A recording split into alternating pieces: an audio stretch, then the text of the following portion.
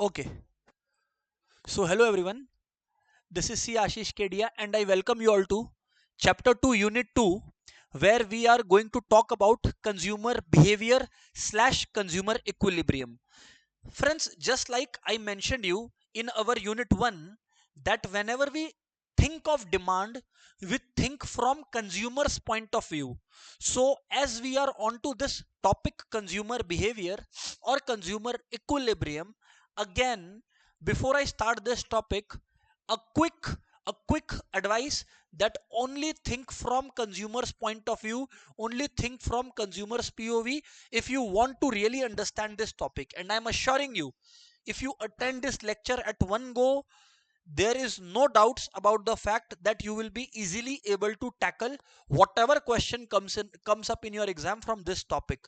The requirement is continuous focus. Okay, so with this said and done, let's begin. Friends, the first question is, sir, since you are teaching consumer equilibrium or consumer behavior, could you tell us that what does it exactly mean? Friends, consumer equilibrium means the point of maximum satisfaction for the consumer. Okay, so first of all, let's come to equilibrium. Let's break down these two words. One is consumer, the second one is equilibrium. When I say equilibrium, I mean the point of maximum satisfaction, right? And when I say consumer equilibrium, dear students, what I mean here is that it is a point of maximum satisfaction keeping in mind the consumer. Now sir, why do we need to study this chapter? There is one single reason behind this, and that reason is the entire base for economics. That is, wants are unlimited, but resources are limited. Now, you see, as a consumer, I am also a consumer, you people are also consumers. So, our wants are unlimited. But the thing is, do you really think all wants can be satisfied? No, sir. Why? Because the resources are limited. No matter who is the richest man on planet or woman on planet, still they will have limited resources compared to what they want. Exactly, sir. And that is the point in consideration, that wants are unlimited but resources are limited. So all wants cannot be satisfied. And as I had told you, whatever I highlight with yellow is something that has already appeared in the previous examinations or have a higher chance of occurrence in the future exams. So please make sure you all focus here. Next thing about wants is that wants differ in intensity. So some wants are, you see, urgent, and some wants can be delayed. For example, if you are having an exam tomorrow and you get to realize that there is one good kind of notes, an important question notes, that is selling in the market for 500 rupees, and on the other hand there is a 500 rupees chocolate that is selling in the market. Maybe you want that chocolate or maybe you want that notes, but considering the fact that you have an examination tomorrow, I am sure you will go for that 500 rupee notes. Yes or no? Exactly my point. Want differ in urgency. With time they change. Some want maybe urgent today might not be at all relevant in the next, week or the next year. Utility, now an important word that has been introduced now is utility. Friends, utility refers to the want satisfying power of a commodity. Utility refers to the want satisfying power of a commodity. Meaning what, sir?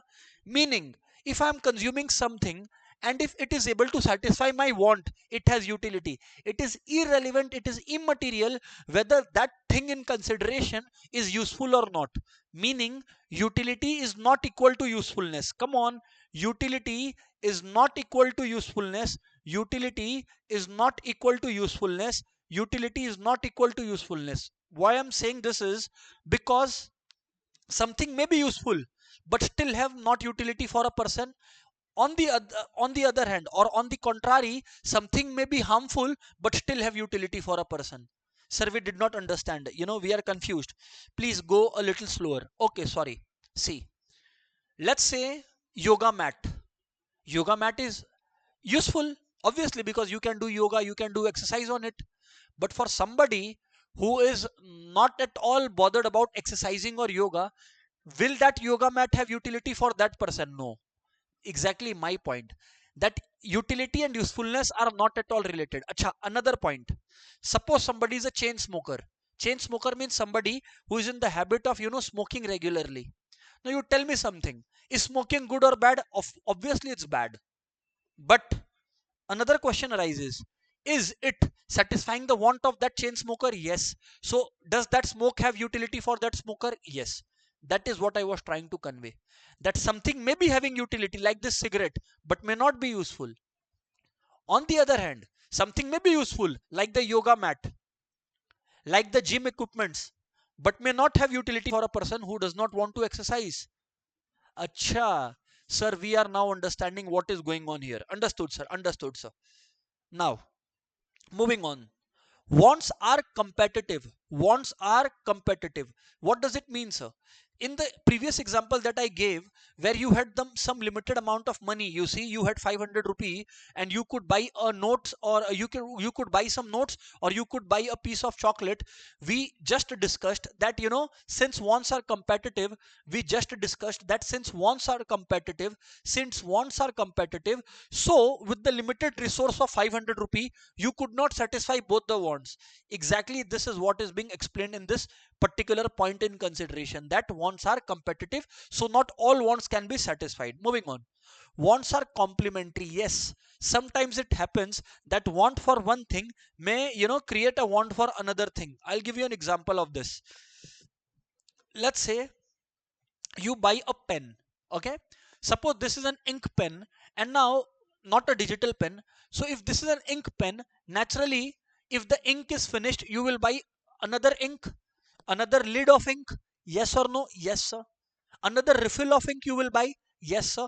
That is exactly my point. Some things are demanded together, wanted together. So if you want a car, you will naturally want petrol. Complementary goods we have discussed. Similarly, complementary wants. Okay, which can only be satisfied with a group of goods and not a single good taken individually. Okay. Now, a particular want may be satisfied in alternative ways. I am feeling hungry right now, so I may eat a pizza. I may eat. I may eat some rice. Right. So whatever it is, to satisfy a want, there are multiple alternatives. That is what is being discussed. And wants are subjective and relative. Similarly, utility is also subjective and relative, because you see, utility is nothing but the want satisfying power. So whatever features apply to wants applies to utility as well. What does this point mean? As I told you, for somebody who is a chain smoker, cigarette will have utility. That is, cigarette will satisfy their want. But for somebody who is not a chain smoker, who does not drink or smoke, it has nothing to do. The cigarette has nothing to do with them.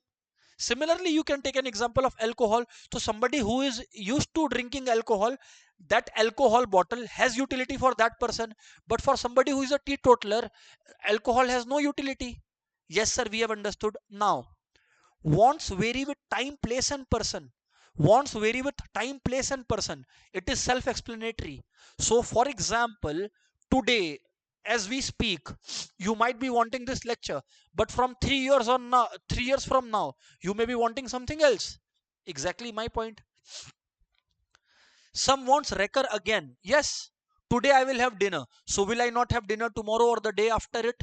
Of course I will have it. So recur means that the same wants arise again. See, there is a difference here. Wants are unlimited means wants keep growing.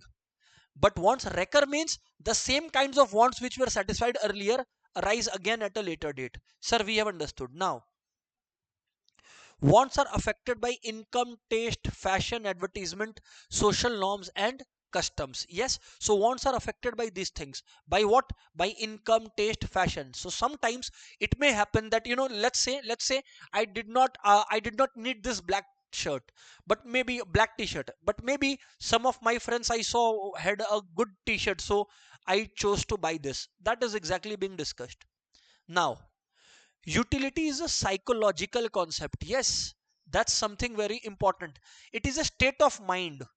So for somebody enjoying pizza, pizza in reality is not something that is, to giving enjoyment to all, but it is their state of mind who is feeling happy or sad on having that pizza. That's why it's a psychological concept. Now, friends, there are two concepts associated with utility. And sir, why are you consistently emphasizing on utility? You will not be able to arrive at equilibrium if you don't understand utility. Take my word for it. Okay, sir, we have understood this. Now let's come to the point.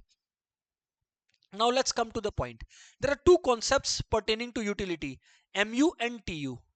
What is total utility and what is marginal utility? I like to highlight with an example here. Okay, see, first let's understand marginal utility. Total utility will become easier. Friends, there was an economist named Alfred Marshall who believed that utility is cardinal. Alfred Marshall believed that utility is cardinal. What does it really mean, sir? Utility is cardinal means, friends, utility is cardinal means utility can be measured. Utility can be measured. Utility can be measured. I repeat my statement again. Utility can be measured. That is, it can be expressed numerically. So naturally your second question would be, but sir, how is that possible? You just said utility is a state of mind, so how can somebody, express into numbers somebody's state of mind? My answer to you is to judge it by how much somebody is willing to pay for a product is the utility of that product. For example, I had a game of cricket for, let's say, 4 to 5 hours, okay, and I was not carrying my water bottle. So what happened was, when I was returning, I was feeling very thirsty. Now I found a shop which was selling water bottles. The thing is that the cost of water bottle may have been 10 rupees, but I was feeling so thirsty that even if that shopkeeper would have asked me 50 rupees for that bottle, I would be willingly, paying that 50 rupees. So you see, what was my readiness to pay as a consumer? I told you, think from the consumer's POV. My readiness to pay was rupees 50. But how much did I actually pay? Actual payment was equal to rupees 10. So guess what, dear students? Guess what? I was ready to pay 50 rupees, but I was actually paying rupee 10.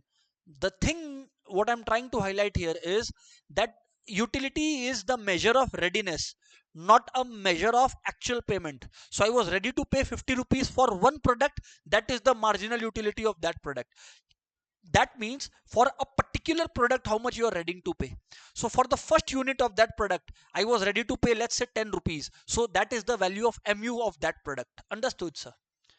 Acha, before I kind of move into the second unit or third unit, let me emphasize two different topics. Okay, topic number one, how much was I ready to pay? I was ready to pay 50 rupees. How much am I actually paying? I am actually paying 10 rupees. So as a consumer, am I happy or sad? Naturally I am happy. Why? Because I was ready to pay 50 rupees. I am landing up paying only 10 rupees. So the case in point is that my consumer surplus is 40. This is the value of consumer surplus. So if somebody asks you, how do you measure consumer surplus? It is the difference between, acha, first of all, consumer surplus will arise only when consumers readiness to pay was greater than what they are actually ending up paying. So suppose I was ready to pay 50 rupees, but I actually landed up paying 10 rupees. So that extra 40 rupees that I was able to save was the consumer surplus. So point number one explained. So marginal utility of 10 here implies that I was ready to pay 10 rupee for the first unit consumed. But just tell me something. Suppose you are feeling very hungry, huh? And let's say we are making up a schedule or a table. Remember, schedule and table mean the same thing in economics. Now coming back to my explanation, for the first unit I was ready to pay 10 rupees. I was having mangoes, let's say. Now when I move on to the second unit, dear students, come on, tell me something. That will I be ready to pay again 10 rupees for the second unit also? No, because the logic tells us by the law of diminishing marginal utility that as we consume more and more units of a commodity, our satisfaction derive from each additional unit. Remember, marginal utility is a measurement for each additional unit that we are consuming, right? So for the second unit, I am only ready to pay. I am only ready to pay how much? I am only ready to pay 8 rupees. Why? Because my hunger is relatively satisfied, So 8. If I were to move to the third mango, I would be ready to pay only 5 rupees for that, because my hunger has gone down. For fourth unit, 2. When it comes to fifth unit, I am so full that now I will tell this person that okay, I'll eat it for free only, otherwise I will not. And in the sixth case, utility has become negative. Indirectly it means I have started hating the product. So instead of paying for that product, now I will want the shopkeeper to pay me 2 rupees. If the shopkeeper wants me to sell that product, means the shopkeeper will give me mango as well as the money to eat that mango. I mean, I am so fed up of this particular mango. Sir, we have understood. Remember, marginal utility measures utility only for each additional unit consumed. Only for each additional unit consumed. Remember this. But when it comes to total utility, friends, when it comes to total utility is nothing but the summation of marginal utilities. So see, whenever it comes to marginal utility for the zeroth product, that is for the 0 unit product, if they ask you what is the marginal utility, remember, in total utility you can put 0, but in marginal utility you will always put a dash. Students often ask me that, sir, why so? Why for 0 units marginal utility has a dash while total utility has a 0? Marginal utility has a dash because conceptually it is wrong to ask marginal utility for 0th product. Conceptually it is wrong, it is incorrect to ask marginal utility for the 0th unit. But it is okay to ask total utility for the 0th unit. Now I'll explain how. Because marginal utility's entire definition is based on additional units consumed. When you are at 0 units, there is no bloody additional unit. That is why we put a dash there. But when you come to total utility, I mean for 0 units, total utility is just a summation of marginal utility. So it will just blindly add whatever marginal utility tells it to. Now since at the 0th level, marginal utility has not told anything, so total utility is still at 0. Okay, understood, sir. And another way to understand this is, when I have not consumed any mangoes, then my total satisfaction is also 0, because total utility is rather a measure of total satisfaction, while marginal utility is a measure of additional satisfaction. Just learn this. Marginal always caters to additional units, while total always caters to, as the name suggests, total satisfaction, total utility. Now, to arrive at total utility, just add the marginal utilities up to that level, meaning for the first, till the first unit, mu is 10, so just add 10 and this, so you get 10. Now for the second unit, marginal utility is 8. For the second unit, if marginal utility is 8, total here add up to 8, so it becomes 18. Till the third unit, if you add, it becomes 23. What I am consistently doing is I am just doing a cumulative calculation of the things. So suppose somebody asks you to compute total utility of 4 units taken together, so just add the marginal utilities up and you will be good to go. You will get your figure, you see. Yes sir, we have understood this. But if the question were to be reversed, or if the chronology were to be reversed, and we were asked from total utility compute marginal utility, then we got to remember something. You have to judge the change. Let me hide these figures. Now let's judge the change. From 0 to 10, the increase is by how much? 10. Remember, the unit should increase by 1 only. Now again it increased by 1, it has increased by 8. Increased by 1, increased by 5. Sir, we now are completely in sync with whatever you are saying. So ठीक है, it's okay sir, you can move forward. Law of DMU, as I have already told you, I will not reiterate that. Law of DMU just means that as we consume more and more units of a commodity, our satisfaction derived from each additional unit keeps on falling. Meaning, as I eat more and more mangoes, my willingness to eat additional mangoes will continuously fall, obviously, because my hunger is satisfied. And can TU be negative? No. Can MU be negative? Yes. A very important MCQ question is MU allowed to be 0? The answer is yes. Can MU allowed to be negative? Yes, MU can be negative when TU falls. When is MU negative? When TU falls. Okay, naturally sir, we have understood this. Now since we have discussed so much, obviously consumer surplus concept was also given by Alfred Marshall, and I have explained. I was ready to pay 50 rupees for that bottle. I was actually paying 10 rupees. So the additional that I was ready to pay, right, is the consumer surplus value, right? Because I did not have to pay that 40 rupees. Remember, this concept was well defined by Marshall. So you got to remember this. Now moving on. Friends, another important concept here is, acha sir, how do we use a consumer surplus concept? yes, okay, I'll discuss this. See, at the end of the day, consumer surplus is about saving that extra money which we were ready to pay but we did not have to pay. Since we are in the world of business economics, consumer surplus is a measure of welfare that people gain from consuming these goods. As a business, my goal is that the consumer should enjoy the consumer welfare. So suppose all of you have purchased this class, my lectures. Okay, suppose all of you have purchased my lectures. All right. Now, everyone, suppose my lectures cost suppose 5,000 rupees.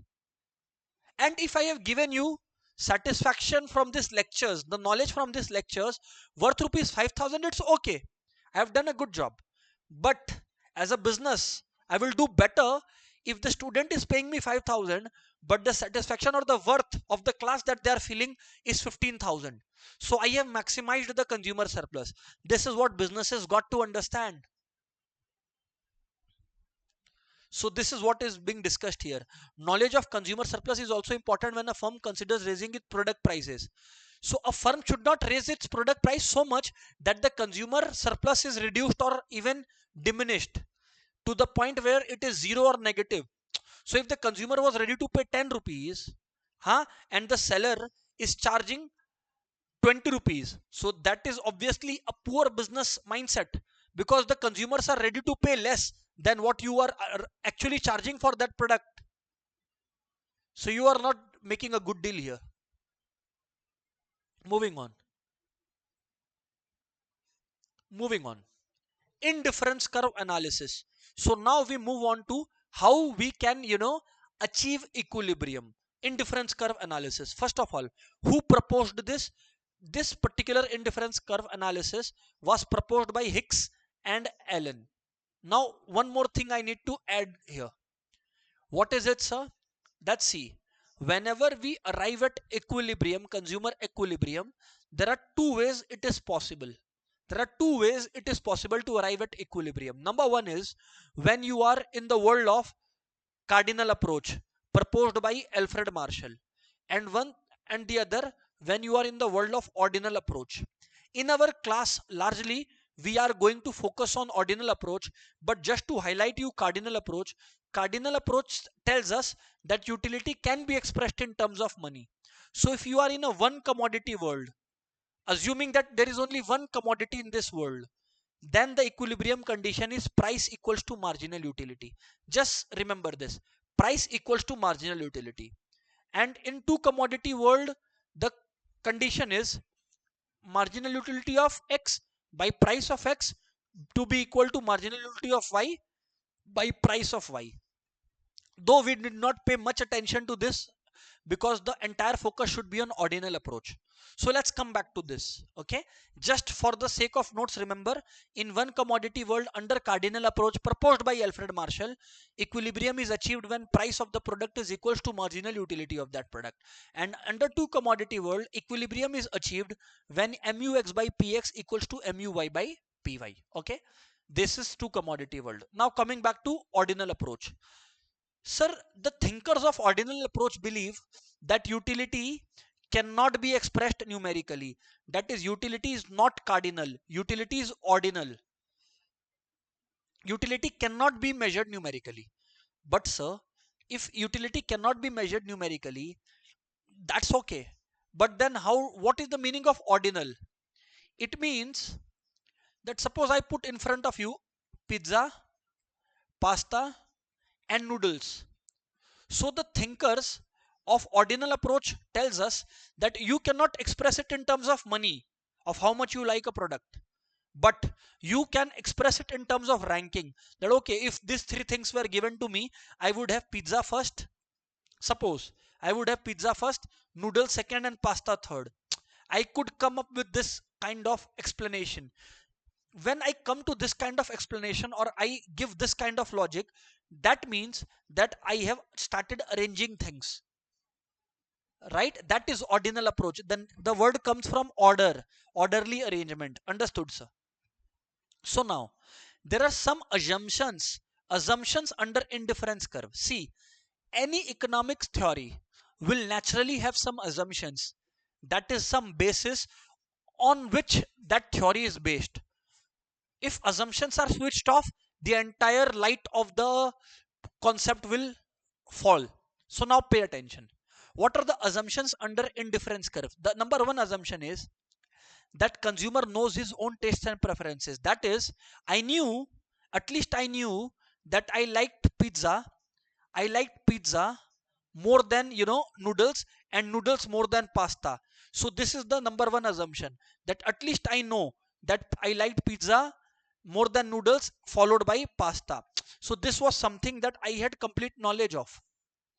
That is what is being discussed here under the indifference curve approach. Yes sir, we are understanding this. Now moving on. Second assumption was, so first assumption under indifference curve approach was what? That the consumer is aware of his own tastes and preferences. They know what they like and they know what they don't like. Okay, consumer is rational and they know that they will choose a bundle which they like more compared to a bundle they like less. So for example, if I like 5 apples and 4 mangoes combination more than a combination of, let's say, 3 apples and 2 mangoes, so this is what they are saying: I know what I like more and I am rational, I am logical, which is okay to assume. Third assumption is what I just explained you. First assumption was that consumers know what they like. Second, consumer is rational, they are not mad, they know what they like and they are able to take decisions according to their likings. And the third point is, the indifference curve assume that utility is only ordinally expressible, which I had discussed. It means you can do an orderly arrangement, but you cannot do a numerical arrangement of things as to giving an evaluation of how much you like a product in terms of 50 rupees, 40 rupees, which we just saw under the Alfred Marshall cardinal approach. Yes sir. So such kind of table you will not see in ordinal approach under indifference curve analysis. Remember, ordinal approach is only indifference curve analysis. So now, consumers choice are assumed to be transitive, a very good assumption of indifference curve. Third assumption is a really good one. I will tell you why. Sorry, the fourth one, I will tell you why it's a good assumption. Suppose I like, as I was giving example, I like pizza more than noodles and I like noodles more than pasta. So the law of transitivity says that if I like pizza over noodles and I like noodles over pasta, so naturally I like pizza over pasta. That is the law of transitivity. Next, if there are two combinations, which I also explained above, combination A has 5 apples and 3 bananas, combination B has 5 apples and 2 bananas. So what indifference curve assumes is that the more the better. So consumer will always prefer that combination which will have more commodities. In the particular example that I just discussed, combination A would be preferred by the consumer as compared to combination B. Sir, we are understanding, we are totally with you on this. All right then. So now let's understand what is indifference curve. Let's understand what is indifference curve. Okay, so now pay attention everyone. This is what is going to clarify everything. You see, I have drawn a schedule, I have drawn a table. You can see this table on your screen, right?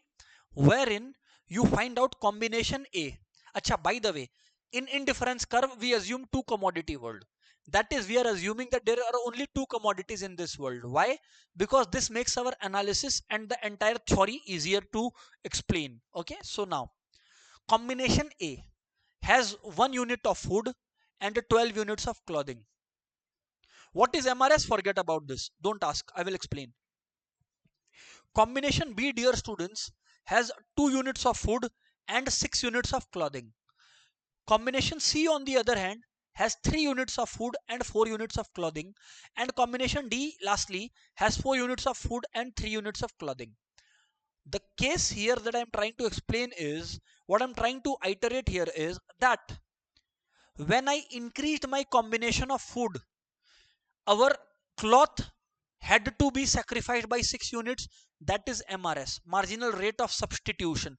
So MRS indeed stands for marginal rate of substitution. Now look at the word closely, let's break it up. Marginal means for every additional unit. Rate of substitution is what is the sacrifice you are ready to do for each additional unit. See, for one extra unit of food, I was ready to sacrifice 6 units of cloth. Now, again for one additional unit of food, I was now ready to sacrifice 2 units of cloth, because from 6 to 4. So 2 units of cloth I was willing to sacrifice. Again, for another unit of food, I was willing to sacrifice 1 unit of cloth, as you can see. So dear students, what you notice here is that MRS is continuously on decline. MRS is continuously on decline. This is exactly what I was trying to explain you, dear students. MRS is constantly falling. What is MRS? Marginal rate of substitution.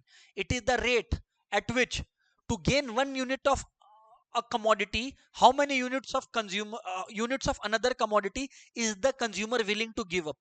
So whatever is the willingness to give up is the marginal rate of substitution. Another question that would come naturally is that, sir, in the case of indifference curve, we are seeing that MRS is continuously declining. So, sir, is MRS continuously declining, or is it just by the virtue of the example that you have taken? But in reality, that's not the case. So, friends, it's wrong.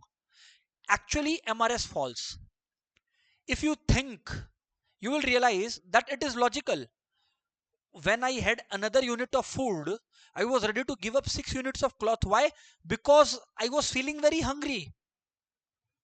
So my willingness to sacrifice was high. But as soon as I had 2 units of food, maybe I am hungry. But am I as hungry as before? The answer is no.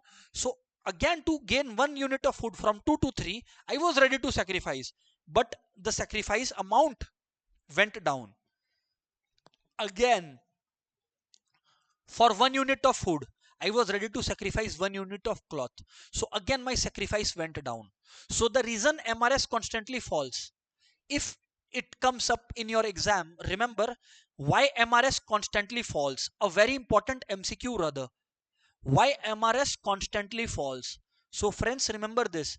The reason MRS constantly falls is the law of diminishing marginal utility. This is why MRS, that is the rate of substitution, constantly falls. Okay, sir. Now, sir, as you can, see, you have shown us two commodities, food and cloth, of different combinations. So is there something which is connecting all these combinations? Yes, there is something. What is it, sir? What is it, sir?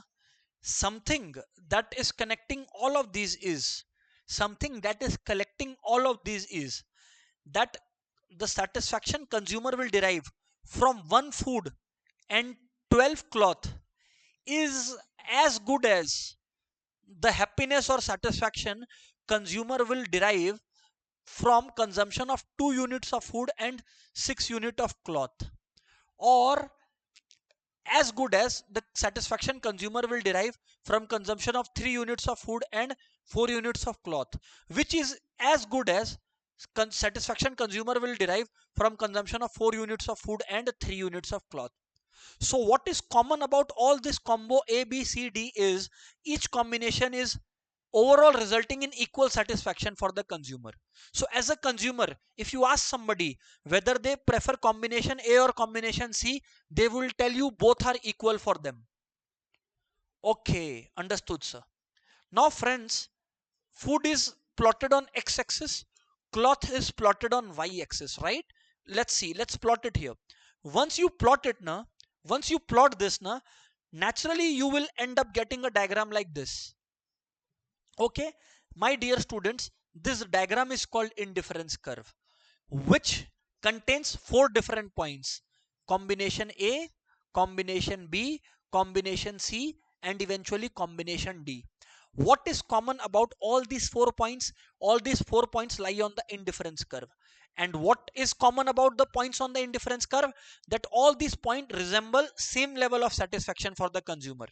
So it's not that combination A is giving more satisfaction than C. No. For a point to qualify as a point on indifference curve, the prerequisite is that all should be giving same level of satisfaction. If there would be any kind of mismatch there, if there would be any kind of mismatch there, then naturally the point would not lie on the indifference curve. This is what I'm trying to explain you. Understood, sir? Sir, we have understood this much, sir. Now, what is indifference curve map, sir? Dear students, indifference curve map is nothing. It's a group of indifference curves. That's it, sir. Is it that easy? Yes. Group of indifference curve. Look here. So if I take multiple ICs together, IC definitely means indifference curve. If I plot multiple ICs on the same graph, dear students, what we end up getting is an indifference map. Sir, we are understanding. And as I had explained you, marginal rate of substitution. Let's do a post-mortem analysis. Let's get into this concept now. The marginal rate of substitution is the rate at which a consumer is prepared to exchange goods X. Here it was food and Y for cloth, holding the level of satisfaction constant. Yes. So when we move from one combination to another, it should not happen that combination B becomes dearer to the consumer. No, the overall satisfaction level should remain the same. Okay, sir.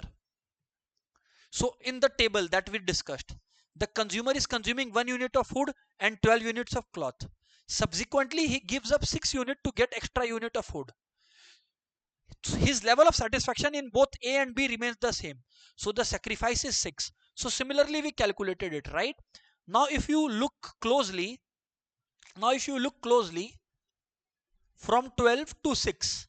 So change in food was by 1, change in cloth was by 6, right? Yes, sir, we have understood this. So what we are trying to discuss here is, what I'm trying to explain here is that whenever somebody asks us to calculate the slope of indifference curve, when somebody asks us to calculate the slope of indifference curve, it is nothing but the marginal rate of substitution. Do you want to know why? Suppose indifference curve is a straight line. Suppose all of you know, in your childhood you would have studied the chapter straight lines in mathematics. Obviously, slope is measured how? Change in y by change in x. I am sure you all remember this. Now what is the change in y? From 12 you have come down to 6. So change in y is by 6. For additional unit of food is 1. So MRS is 6. Obviously it's in the negative because it is falling. Yes, sir. So MRS is obviously negative. But remember, in case in exam the question crops up that what is the slope of indifference curve, remember it goes without saying marginal rate of substitution is the slope of indifference curve. MRS is the slope of indifference curve. MRS is the slope of indifference curve. And now what they're trying to convey here is something that I already explained to you. Here it is. MRS is change in x by change in y. Change in x by change in y. Obviously it would always be in the negative. Right? And what is change in quantity? It is nothing but the change in quantity is that only. I'll explain it again. Okay, let's come back here. Let's come back to this point. To gain 1 unit of food, how many cloths did you sacrifice? Sir, 6 units, right? 6 units of cloth. So 6 by 1 was 6. That is what is basically represented here in the form of MRS. Sir, it's okay. We are understanding this. Now, properties of indifference curve. Property number 1. Indifference curve is what sloping? Friends, remember, indifference curve is always downward sloping. In economics, we have studied it in demand, and I will repeat that again. Any curve is downward sloping when it is shaped like this, or it is shaped like this, or it is shaped like this. The logic of studying how they are downward is to study it from left to right. So any curve you study from left to right in the 3 that I have depicted right now, everyone is falling from left to right. That exactly is my point, that indifference curve slopes downwards to the right. Yes, sir. And why? As I had told you in the chapter demand, to gain something you have to sacrifice something. Why? Because resources are limited. So in the example that we had taken, to increase food I had to sacrifice cloth, because I cannot have best of both the worlds. To increase one I got to decrease the other. And that's why, due to inverse relationship, indifference curve slopes downward to the right, or it is inverse sloped, or it is downward sloping to the right, is what we say. Next question that the teachers can ask you is that, sir, why is indifference curve not shaped like this? Why is it shaped like this? First of all, this is straight downward sloping. And this here right now, which is the actual shape of indifference curve, is it is convex to the origin. Actually, indifference curve is convex to the origin, not straight downward sloping. Your question would be, sir, it could have fallen like this. Why like this? It is because of MRS continuously falling. So suppose MRS would have been constant, this would be the indifference curve you would get, straight downward sloping. If MRS would have been constant, but since MRS is constantly on the decline, it gives us the shape of convexity to the origin. It gives us the shape of convexity to the origin, something which I just discussed with you. Right, sir. This is the convexity to the origin. Why? Because MRS is constantly falling. Sir, we have understood this. So remember this. Remember this. MRS is constantly. However, there are two extreme situations.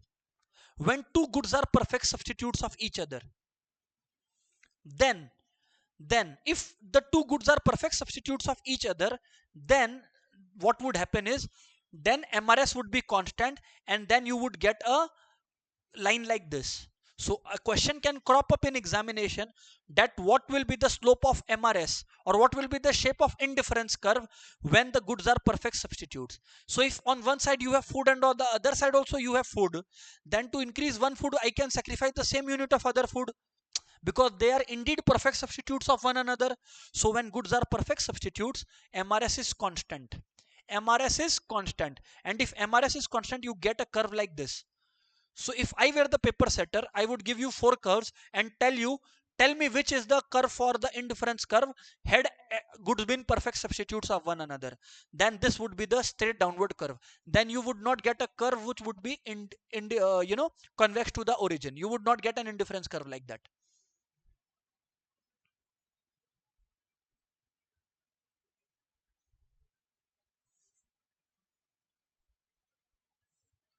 But sir, what will happen here? What will happen here? What would be the diagram? So see, first of all is the diagram when the goods are perfect substitutes, which I have already told you. But sir, our question would be something else. What would happen when the two goods are, perfect complements of each other? Sir, when the two goods are perfect complements of each other. So when the two goods are perfect complements of each other, then naturally people would buy them in the same proportion. Sir, we did not understand. Okay, I'll give you an example. Suppose on one side I write left shoe, and on this side I write right shoes. Mean left leg shoes and right leg shoes. So obviously, if you want one leg shoe, you will want one right shoe. If you want 10 leg shoes, you will want 10 right shoes. So they will change in the same proportion. They will change in the same proportion. So here MRS is undefined. MRS is undefined. You know why? Because whatever be the preference, it will not allow substitution. Meaning, I will not tell the shoemaker ki, okay, give me 15 shoes for left, you may give me 5 for the right. Will any sane personality do that? No, sir. Will any sane personality do that? No. It will not go, go give me 15 left legged shoes and give me only 5 legged shoes. It will not happen. So there is naturally no definition of MRS. And in perfect substitutes that we discussed, the diagram was this for MRS. And here, if you even try to draw the diagram, indifference curve diagram for complementary goods, it would be like this, a perfect 90-degree. You know why? Because if I increase 1 for this, I would have to increase 1 for this. If I increase 2 for this, I will have to increase 2 for this. So naturally, it would be a 90-degree angle line like this. So in case it comes up, if the goods are perfect complements like left shoes and right shoes, this would be the 90-degree diagram. And if they are perfect substitutes, this would be the diagram. Yes, sir, we have understood. So till now, we have understood two different features. Number one is that Indifference curve is downward sloping, that is, it involves some kind of substitution. Number two, indifference curve is what to the origin? Sir, indifference curve is convex to the origin. Indifference curve is what to the origin? Convex to the origin. Next is what? Two indifference curves can never intersect each other. Two indifference curves can never intersect each other. What does it mean, sir? We did not understand. Dear students, remember something. Higher indifference curve represents higher satisfaction. Please remember this. So let's say this is IC1 and this is IC2. So dear students, what I'm trying to tell you is that IC1 has more combination of goods and consumer always prefers more. So consumer will always prefer higher indifference curve. Sir, we did not understand. Let's say I draw a curve like this, okay? Just a minute, huh? I draw a curve like this. Now you see something. Let me draw a curve. Yes. IC1 and IC2. Now you see, if the consumer is stuck with IC1, the quantity that the consumer is, buying is this much for Y and this much for X. But at the same level, this is Y and this is X. So naturally IC1 has more of goods Y. Yes, sir. So the greater the better. Now, but sir, that is okay. Higher indifference curve gives higher satisfaction. We understand this. Because higher indifference curve has more quantity. That is okay. But why can't two indifference curves intersect each other? My answer here is, hidden in this fact. See, let's plot three combinations. A, okay, I've plotted combination A, you see. That is the intersection point. B here and C somewhere here. So this is IC1, this is IC2. Now friends, there is a kind of fallacy, a contradiction that we see. How, sir? We had discussed that if 2 points lie on the same indifference curve, they will give the same satisfaction. Since A and B lie on IC2, they give the same satisfaction. Since A and C both lie on IC1, they also give the same satisfaction. Now my dear students, if A and B give the same satisfaction and if A and C give the same satisfaction, naturally B and C give the same level of satisfaction. Yes, but in reality C lies above B. So C would give more satisfaction than B. So our entire assumption was wrong, and therefore two indifference curves can never intersect with each other. Okay. A higher indifference curve represents a higher satisfaction. Why? Because it will contain more quantity of one good without having to sacrifice any quantity of other good.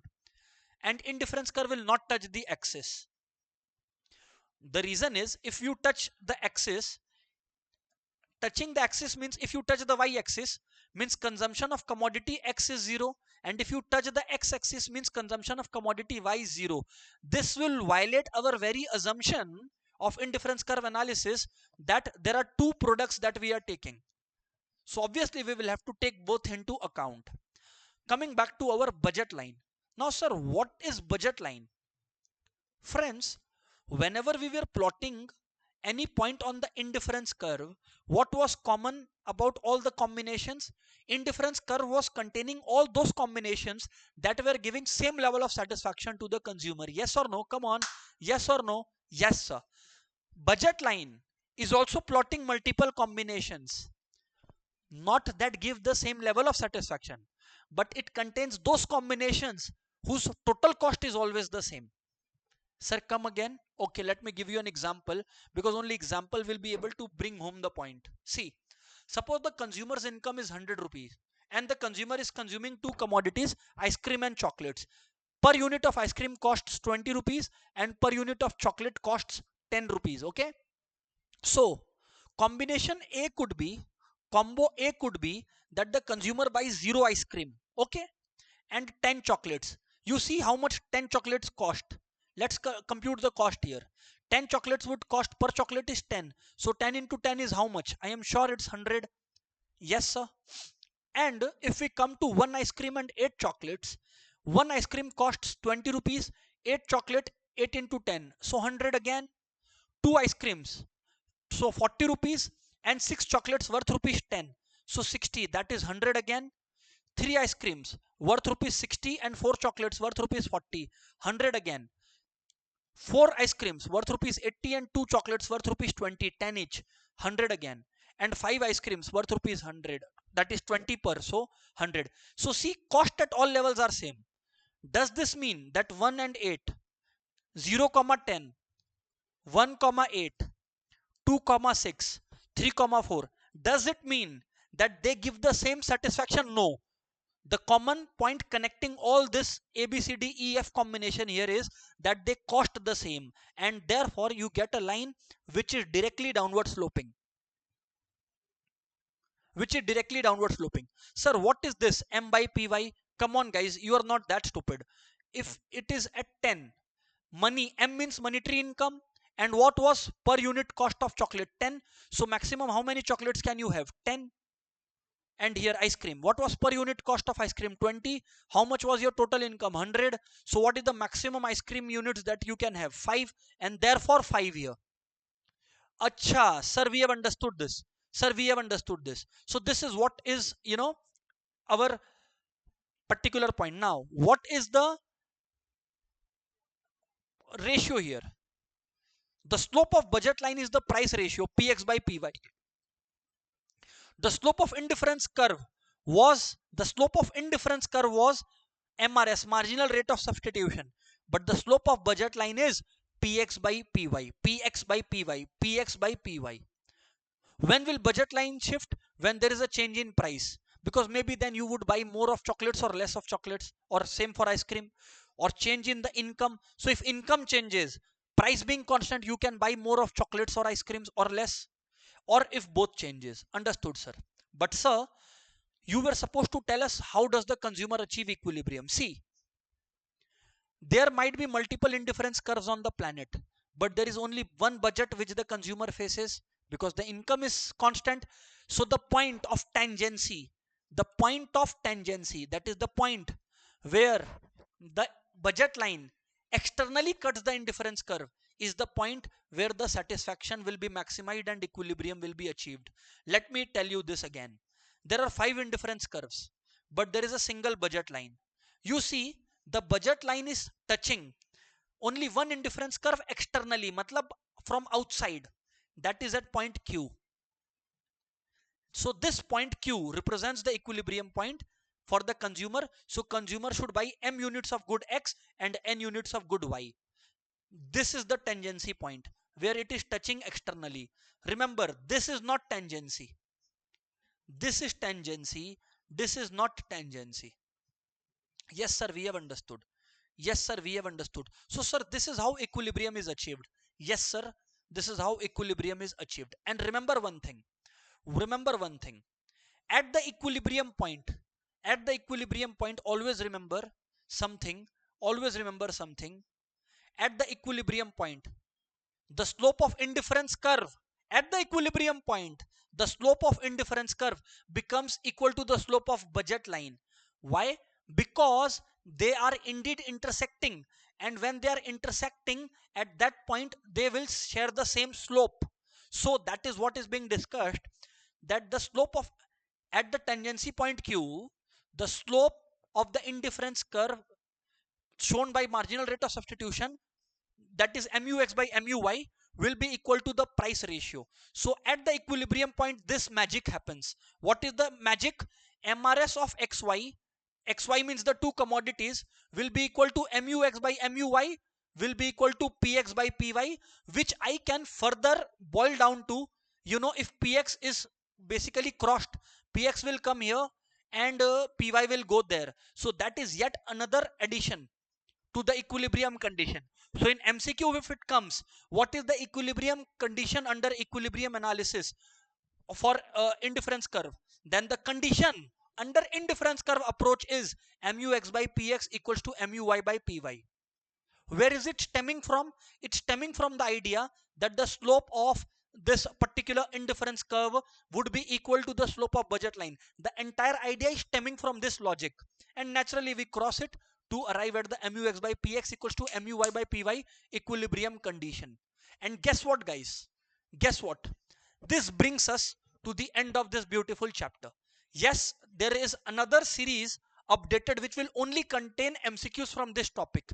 My advice to you students would be, if you want to understand the concept, then in the playlist go to the next class, and if you want to practice MCQs, there is another playlist, MCQ playlist, go to that class. Now that's it for this chapter 2 unit 2.